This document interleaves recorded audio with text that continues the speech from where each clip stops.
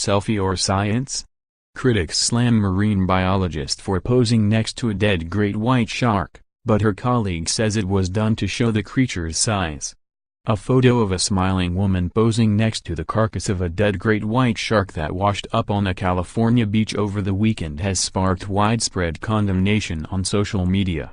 But according to the person who took the photo, there is much more to the shark selfie than meets the eye.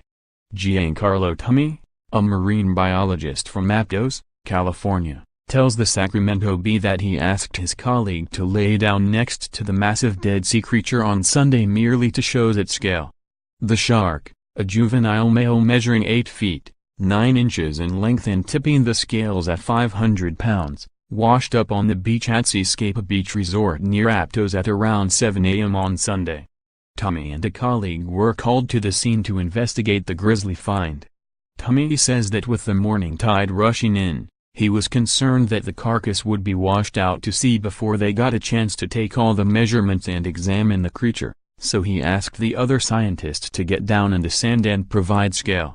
The image shows the bespectacled woman smiling and laying on her stomach next to the bloodied sea beast. When the local TV station KSBW later shared Thomae's snapshot on its Facebook page, many users expressed dismay at the selfie. "This could not be more messed up," one critic fumed. "A dead shark is not a photo op." Another user lashed out, saying, "This was once a living being and it's just okay to lay next to it smiling?" A third commenter slammed the photo as creepy and disrespectful. Thomae, the photographer, emphasized that the photo was not taken to poke fun at the dead shark, but rather for purely scientific purposes.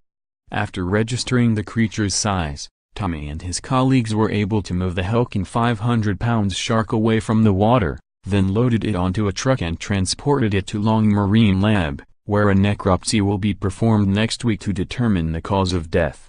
The deceased great white was covered in old scars and fresh puncture wounds from its encounters with sea lions, but Thomae does not believe those superficial injuries caused the animal's death. He suspects that the 5-year-old male shark possibly died from an infection in its brain.